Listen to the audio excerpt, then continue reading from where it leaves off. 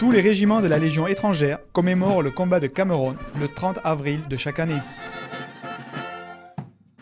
Ici à Aubagne, au commandement de la Légion étrangère, c'est le ministre de la Défense et des anciens combattants, M. Gérard Longuet, qui est venu présider ce 148e anniversaire.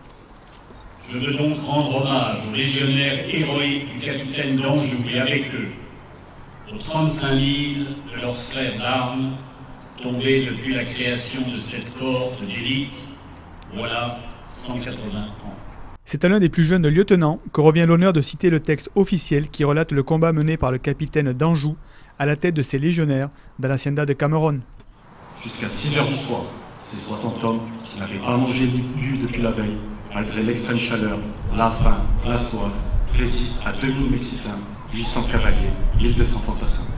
Un moment chargé d'émotion durant lequel le ministre, le général Alric Irastorza, chef d'état-major de l'armée de terre, et le général Alain Bouquin, commandant la Légion étrangère, ont mis à l'honneur des légionnaires qui se sont illustrés sur le théâtre afghan, avant de remettre 2 décrets de naturalisation, dont un par le sang versé. Il était des jours où il est rentré dans la Légion.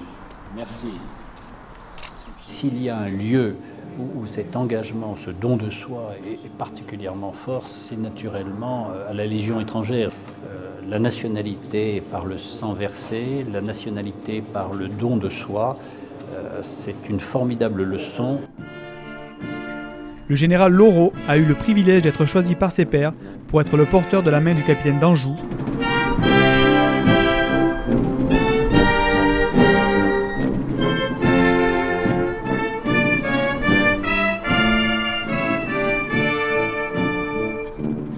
Une cérémonie ponctuée par le panache de fumée tricolore de la patrouille de France.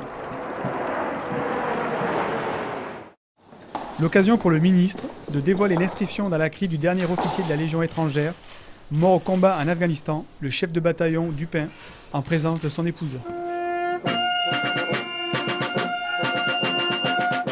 Cameroun est une véritable fête à laquelle tous participent, quel que soit le lieu où ils se trouvent.